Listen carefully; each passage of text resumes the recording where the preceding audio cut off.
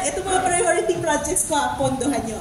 Anong nangyari sa 2024 budget? Itong mga priority projects na pinagyayabang ng administrasyon ay nilagay doon sa budget na walang pondo.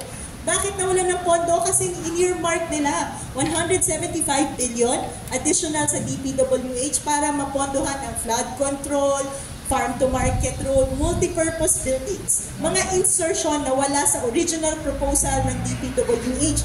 Ni walang aral, ni walang nagsabi na priority natin yan.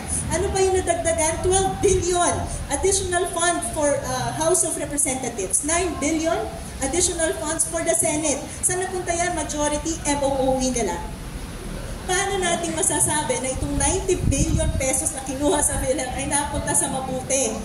Masasabi lang natin na napunta yan sa mabuti kung tayo mga Pilipino napababa yung gastos natin, mas naging malusog tayo or nabawasan yung binabayad natin sa PhilHealth.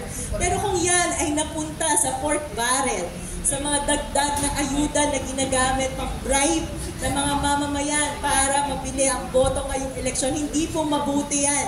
Yan po ay korupsyon. Kaya hindi po ako nag-a-agree na ang pagkuha ng 90 billion pesos ay napunta sa mabuti.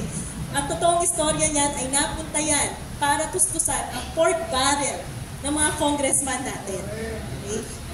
Ay, yung isa pa po, sorry. Yung isa pa pong comment ay dapat magpasalamat pa tayo sa PhilHealth.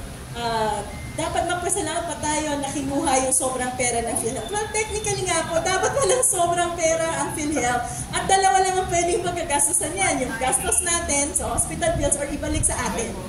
Okay? Kung priority ng gobyerno itong mga infrastructure project na ito, pondohan nyo. Huwag nyo ilagay dyan sa ayuda na ginagamit nyo para sa mall tour nyo.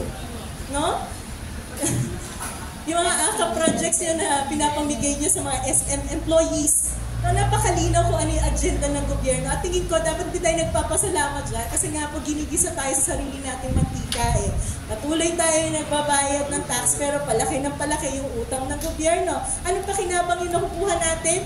PhilHealth na nga lang sana eh, para mabawasan yung panggastos natin sa ospital. Hindi pa nangyayari.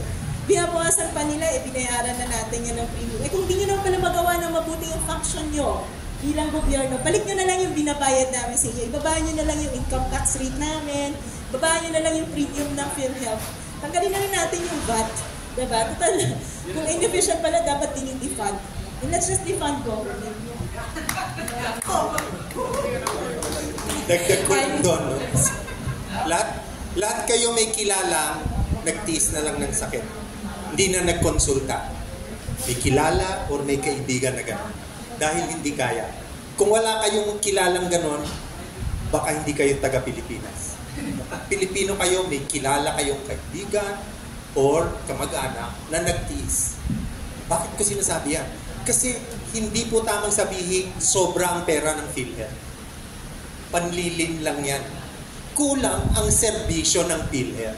Yan ang tama. No? So yung perang yan, babawasan mo dahil sukli, maling pag-iisip po yan.